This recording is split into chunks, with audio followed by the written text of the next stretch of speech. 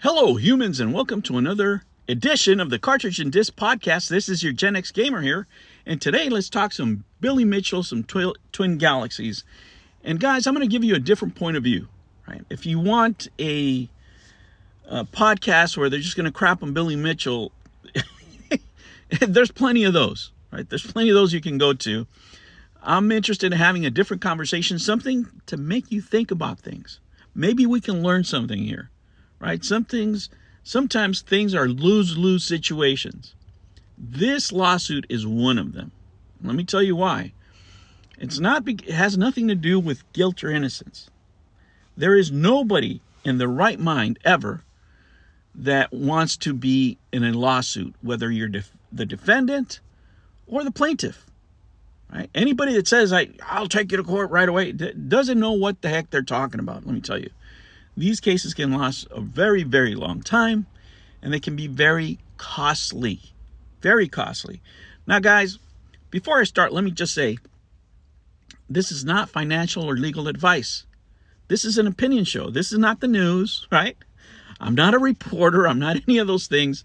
These are just my opinions for your entertainment, to give you something to think about. Maybe when you're stuck in traffic, sitting on the toilet, who knows, right? But it'll give you a different perspective on things, and hopefully you can learn something. By the way, do me a favor. If you haven't subscribed, subscribe, because that way you'll never miss interesting topics like this. Stuff that you won't hear anywhere else. Now, let me start off by saying this. It seems to me that Mr. Mitchell doesn't have the best of lawyers, and the lawyers that he does have are not familiar with the video game industry. Now, guys, let me tell you why this is a lose-lose situation in this case. Right? And take everything out of the equation. I don't care how you feel about Twin Galaxies or Billy Mitchell or anybody else. Let's just put it to what it is, to its basic form. You have a business that was purchased from an individual or a few individuals, and the person buying it is thinking that they paid too much for it because they didn't have all the information or didn't have the right information. Now, guys, when you buy something, the onus is on you to do your proper due diligence. It doesn't matter what the person says. It's just like buying a car. The car salesman's going to tell you all kinds of things, right? If ask Nick Richards, what is he? A wholesale auto dealer? It's on to you to do your due diligence when you buy something. And in a lot of places, right, in a lot of courts, a lot of judges see it that way. And when you're selling something and your customer's unhappy, the onus is on you to make them happy, to make them whole if they feel that you've wronged them in some sort of way, and try to do that as discreetly as possible.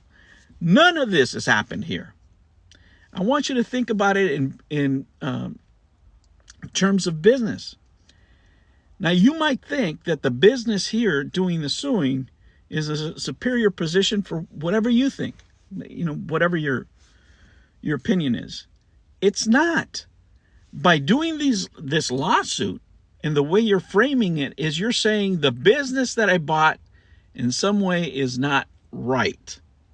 If not to say, what a lot of the accusations here is that it's they're almost making it seem like it was fraud. So if you're framing your business proposition as I bought a fraudulent business, who the hell is going to go there? Even if you win, okay? Even if you win on your own, you're ruining your own brand by making this public. Now, it's great for YouTube content. It's great for guys like me and other guys making videos on this stuff. But it's not good for your business, because this is your business now. It's not anything else. This is all that people talk about. Your customers think of this lawsuit over everything else. That's not going to get you any more customers in the door. Business is about making money, not about losing money. And when you're in a lawsuit, and this is the thing that people don't tell you, again, this is not legal or financial advice. This is wasted productive time. Just going to court just doesn't happen by magic. You just don't pay a lawyer and you have to do zero work. You have to put time and effort into these court cases yourself as a plaintiff.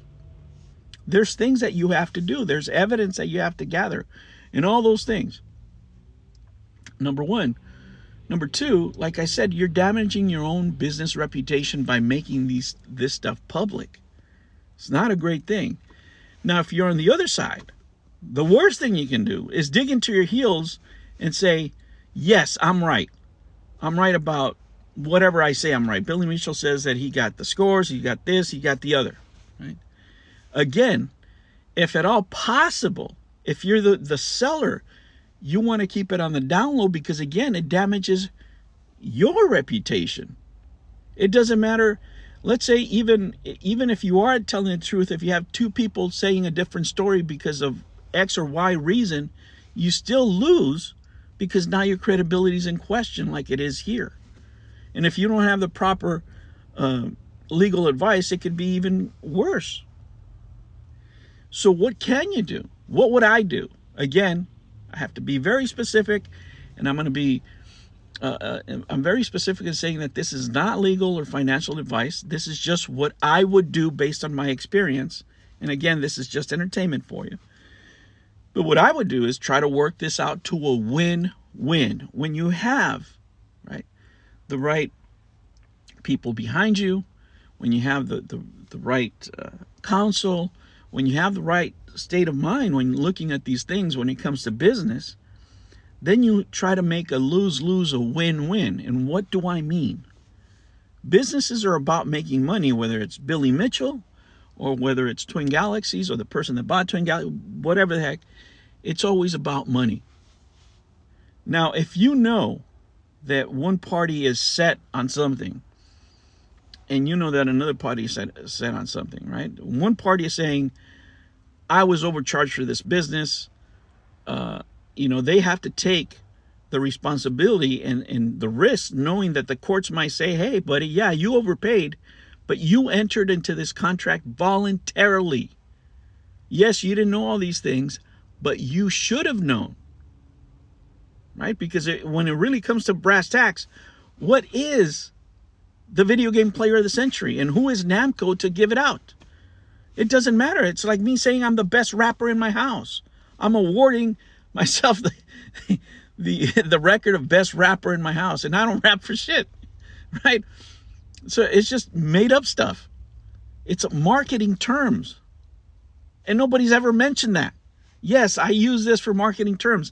As soon as you see, the minute anybody would have pronounced that, this case would have been over, right? It's like the old Chrysler ad. What is it? Rich Corinthian leather. Yeah, Ricardo Montalban used to say, come into our seats. They're made of rich Corinthian leather. Well, what is Corinthian leather? Nothing. It's just some made up stuff. But everybody wanted that rich Corinthian leather, right? It's marketing. But how can you turn this into a win-win?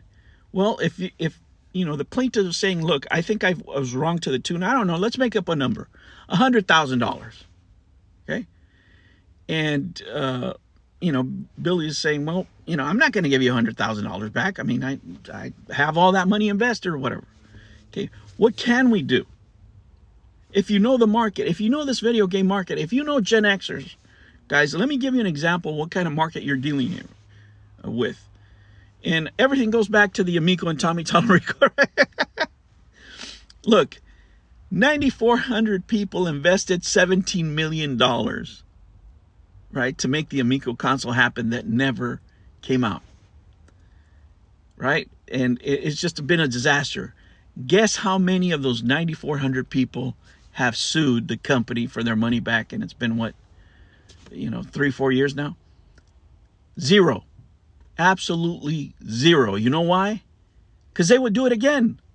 They would do it again. I've talked to them. Some are embarrassed, but they're not suing them. They're supporting their idols from way back when. And you have the same thing here. Whatever you want to say about Billy Mitchell, he's got his followers, and they're fervent followers.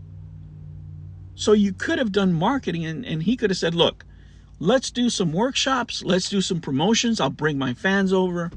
If you feel that, you were wronged in XYZ way, You know, I'm not going to give you 100,000. How about 50,000? You know, or 20,000. And you start negotiating from there.